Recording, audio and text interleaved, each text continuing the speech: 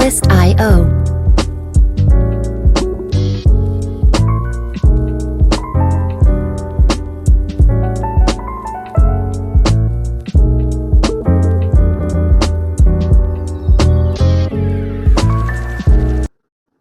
What's going on, guys? Today we're going to be doing a review of my 2021 Honda Monkey. I've had this bike for just about a year now, and it is probably, if not definitely, my favorite bike I've owned. So to start off, the Monkey is not a lot different from the Honda Grom. So in the grand scheme of things, if you know anything about the Honda Grom, this bike is not going to be a whole lot different. It's the same motor, 125cc, fuel injected, 4-speed manual with a clutch. And then in 2023 on the Monkey, they introduced the 5-speed motor, which is still a 125cc. It has a different gear, and the motor itself is a fair amount different. They're all fuel injected. In 2022 is when the Grom got the 5-speed motor, so it is the same motor as that one. These Honda Monkeys, I have always liked the classic bikes. I have a 1972 Honda CT70, which is the old Honda Trail 70, with, also known as the DAX over in Japan. And that bike I fully restored. It's got a T-Bolt 108cc big bore kit on it, so it makes quite a bit of power. I was originally going to swap it with a Grom motor. And then I was originally, so actually the reason I bought this Monkey is I was going to take the forks, the engine, the suspension, all of it. I was going to put all of that into my 70 and make the 70 the modern, now what's the DAX. Because originally the DAX wasn't confirmed to be coming to America. The DAX started over in like Europe, Japan, Thailand. It's a 4-speed semi-auto. So I wanted to build that, except out of the older bike. And I thought it would be really cool because the Monkey's got the retro speedometer, headlight, the high fender, and everything. So I was going to throw all of it to that. I got the Monkey, and I rode it. I think I put 100 miles on it in my first day. And I absolutely loved it. I decided I couldn't tear it apart. So, as we're sitting here now, I still have it. But the Monkey originally started off as the Honda Z50 in America, and in Japan it was the Monkey. But here is the Z50. It was a non-street legal 50cc, or I guess it was a 49cc, little single-cylinder motor. And that started off here in 1967. This one resembles the early 70s ones more, as it's got the dual rear shocks. The original ones were the hardtail Monkeys, which is a solid rear end, and for obvious reasons, they didn't go with a solid rear end on this. But now they're fully street legal motorcycles. And it's cool because they look just like the old ones. You can get several different color combos. Mine, as I stated earlier, is a 2021. And I don't know the exact color code for this one. The red's Pearl Nebula Red. I'm not 100% sure on the blue. But the blue in the sunlight is absolutely gorgeous. Unfortunately, we got a nice cloudy day and you can't really tell it all. As far as power goes, it is definitely not the speediest bike in the world. These make roughly about 7 horsepower at the wheel. So it is not no speed demon. But on the bright side of things, it can still do 70. Not consistently, but it can do it. Down the hill, with wind pushing you, it'll do 70. Comfortably, it'll do anywhere between 50 to 60. It really comes down to how much the rider weight is. That is the biggest determining factor of how fast you're going to go. This bike only weighs 235 pounds, so every pound makes a difference. Now, if we get into as far as commuting goes, with that being said, I originally started by riding Groms. I did not have a big bike for many years, and I absolutely loved it. But I also didn't have to travel across town for anything or any of that. These bikes get over 100 miles per gallon, so they are extremely fuel efficient. The only issue is you're not going to comfortably take it on the highway. You can maybe do a 55 road just barely comfortably, but you're not going to be going down like the interstate highway or anything, as it really doesn't have the power to keep up. It's going to be dangerous. Legally it can do it, Would I recommend it? No. So if you're looking at getting a bike for just, an average get around town commuter, I probably wouldn't recommend this. I'd recommend ideally like an MT-07, or maybe if you're starting off as like a first time rider, a little bit, more scared of having a 700, then I'd maybe look into like an MT-03 or something like that. The MT-03, it's peppy, it holds its value, it's a great bike. I've owned my big bike now for a year, and I'd like to say 4 months or so. So I've had a big bike now for a while. I don't really commute it either. It's my 2023 Yamaha R7, and I don't need to commute on bikes that much. So I don't really look at that as far as things go. But I would rather be commuting on that rather than this, despite how comfy and fun this is. But yeah, this is full throttle, and traffic is still pulling away from me. There we go, we hit 50.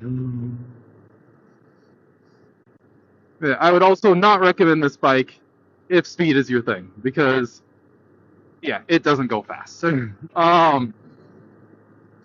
far as aftermarket goes, there is many options to add power to these, whether it's an intake exhaust and a tune, you cam it, you do a big bore, you can even buy bolt-in kits to do a CBR 250 or CBR 300 motor in them.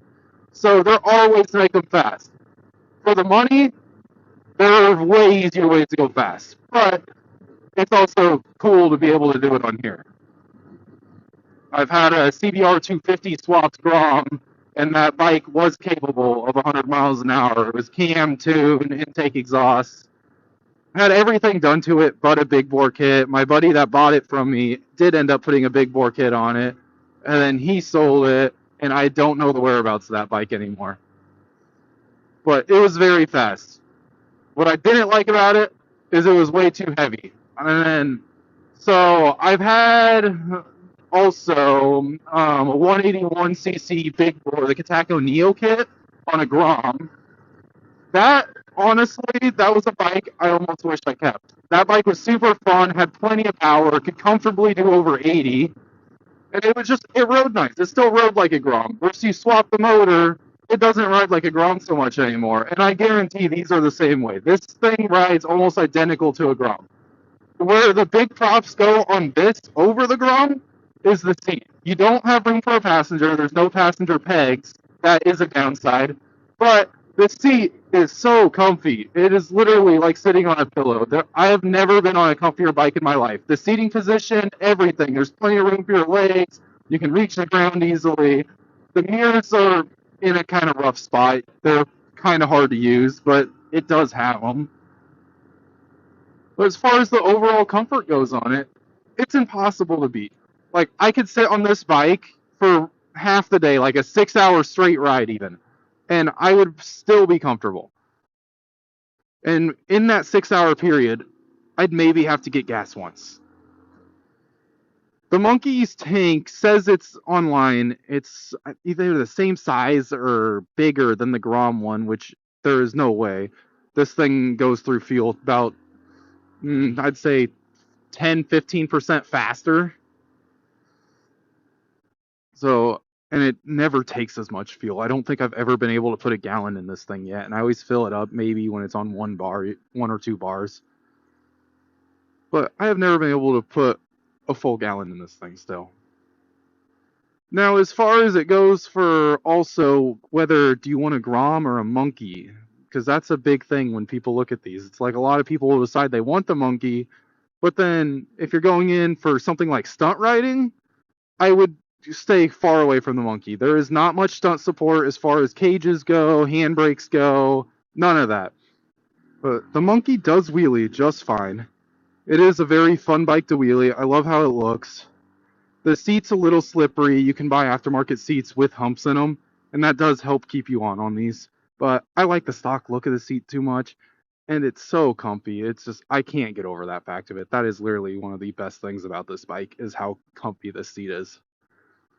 But as far as it goes with stunt riding, on top of the expensive parts and the not as available parts, the subframe, so the only thing on the rear supporting the subframe is these rear shocks. when you put a cage on it, you always risk dropping your bike with stunt riding. With a cage, what happens is when you fall over, drop the bike on the ground, whatnot, the cage hits the ground and it will twist the whole subframe and just shift it whichever way you drop it on. And then all of a sudden you're out an entire frame. You dent this gas tank. This is like a $500-$600 gas tank from Honda. So the gas tanks are super, super expensive. Then you got to wait for them. Like the Grom is just way better of a stunt bike. So I guess there's the big question of, would I rather own this or a Grom? And in the grand scheme of things, I would still own the Grom. The Monkey is great, but for how I ride, I like to do wheelies. I stunt ride. I don't really commute. So therefore, the Grom wins in that category. And the ability to have a passenger is kind of cool too. Granted, they are terrible with a passenger because of how slow they are. But I had to have the Monkey. I've always wanted a Monkey. I tried for, I think, a year and a half straight, just watching for one to come up that was in my price range. I really wanted a red one, but this one came up for the right price, and I thought the blue was pretty enough that, well, I got the blue. My only color I wouldn't get was yellow or black. It had to be red or blue. And like the white ones are cool and all, but they have the 5-speed motor. I like the 4-speed motor better. I'm partial to it. So, blue or red it was. The only mods I have done to mine so far, I'm sure with time it'll probably change. But in a year of owning it, I've done these Vans grips. I have upgraded the clutch with SMR springs and a Shimura lifter plate. I have a Grombureau oil pump in it, and I deleted the whale tail. Other than that, it is completely stock yet, and I really don't want to change much on it. I'd love to do the Euro lights. The Euro lights I think look sweet, and I want to get one of the plaid seats. I think the plaid seats are sweet. You could get them in red or you could get them in black, and for obvious reasons, I'd get a black one. As far as pricing goes on these bikes, because that is another thing people wonder about, out the door, after all your dealer fees and everything, you're going to be close to $5,000. I believe last time I checked at my local dealer, this can change between every dealer, but my local dealer was, I think, $4,935. So just about $5,000. So it's kind of a lot of money for what you're getting. And on the used market, you're going to be expecting to pay anywhere between $3,500 to $4,500. They hold their value extremely well. From what I have noticed here at least, the ones closer to that $4,500 range don't sell fast. They do sell, they just don't sell fast. So if you see one around that price, if it's the same situation you notice, I guarantee you'll be able to get it cheaper. $3,500, that range does not seem to come up super often. Every time it does, they usually are gone within a week. That's a pretty good price for one. So it is a lot of money for what you get. You can pick up Groms for anywhere between $2,000-$3,000 all day long. So when you look at how much it is for what you get basically the same thing with the Grom for $1,000 less. And it's a little bit more aftermarket friendly. It's 2-seater, like I said. The Grom, you get a little bit more. But this has like no plastic to it. The painted frame, the frame is literally the same color as the rest of the bike. And you get that classic look. The look is what makes the money. Downsides, as far as it comes for just features on it, I'm going to go with the speedometer. It looks great. I love it. I don't have an issue with it. But it doesn't have a clock on it. You can't see your RPMs. You don't know what gear you're in. So I think those are all pretty big downsides. Like, I catch myself shifting in the fourth, and I'll click up to shift again, and, there's not another gear there. So it would be nice to have a gear indicator. The clock is always nice for obvious reasons. And the tachometer is very nice for obvious reasons. On these bikes, they're so quiet that sometimes, like, you got your music going, your Sena, Cardo, whatever you're using, you got your music going, you can't even hear the bike. So knowing when to shift, you just got to hope and pray. I have considered buying a Yoshimura exhaust, but they are very pricey. But at the same time, it's one of the only exhausts that I really like the look of. Most exhausts on these look kind of goofy in my opinion, especially when people do the low mounts. Like, no disrespect to anybody that's got the low mounts. I just don't like them. I really like the stock exhaust. I think the stock one looks the best. So I stick with the stock one. It is definitely colder out today, but I wanted to make a video on the monkey. I tried doing it a few days ago. I ended up meeting up with some of my buddies, and it just never happened. I have a few clips from that ride that I'll throw in here. But I needed to get a full video done, so I am out today getting it done before we get snow this week. Tomorrow the high is supposed to be about 20 degrees, and Wednesday we're supposed to get a bunch of snow, and then showing more snow on Saturday. So it's just lovely. Oh, so lovely. So I appreciate you guys all for watching. I hope you enjoy, and I guess till next time.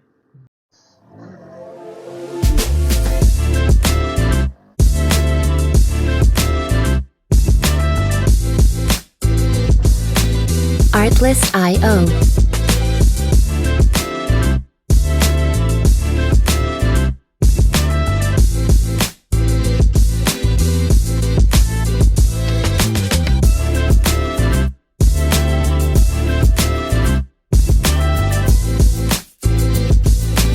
Music licensing reimagined.